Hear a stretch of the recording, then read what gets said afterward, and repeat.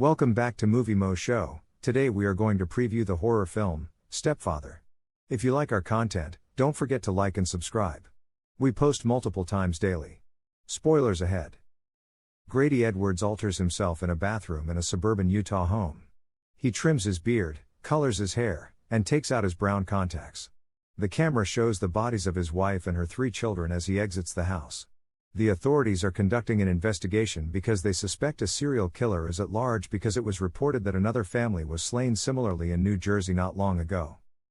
With her youngest children in tow, Susan Harding, a newly divorced housewife from Oregon, encounters Grady while grocery shopping. Grady identifies himself as David Harris and states that his wife and daughter were murdered in a vehicle accident. When Susan, who is looking for love, falls in love with David, she quickly rushes into getting engaged and getting married in less than 6 months. Michael, Susan's oldest son, is immediately suspicious of his mother's fiancé when he gets home from military training. He accepts David's invitation to the basement, where he has set up locked cabinets, and the two strike up a conversation over tequila shots. Michael, however, has his doubts when David refers to his dead daughter by the erroneous name. David goes into Mrs. Cutter's home and tosses Susan down her basement stairs before suffocating her. Susan claims Mrs. Cutter's told her that America's Most Wanted carried a piece on a serial murderer who looks like David.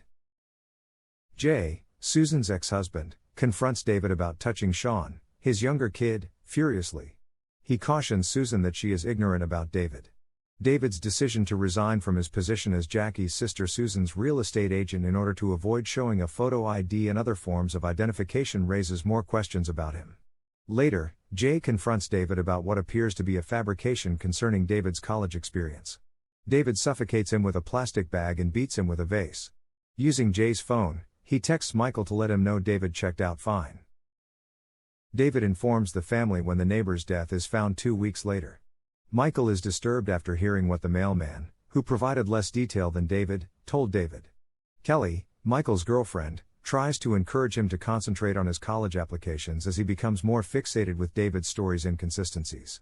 When Jackie's email about hiring an investigator is intercepted by David, the situation escalates. Then he goes to Jackie's house and dumps Jackie into her swimming pool. Kelly keeps an eye out while Michael breaks into the basement, determined to find out what was in the locked cupboards. Michael finally finds his father's body in a freezer in the basement. Kelly is knocked out, and David captures Michael in the cellar.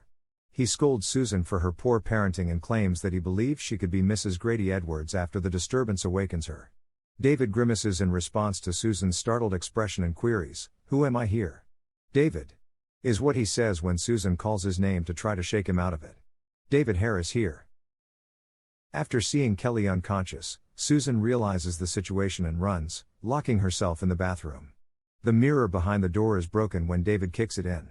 Susan takes hold of a mirror shard and holds it behind her. She is grabbed by David, but during their struggle, she manages to use the shard to stab him in the neck. He appears to be dead as he drops to the ground.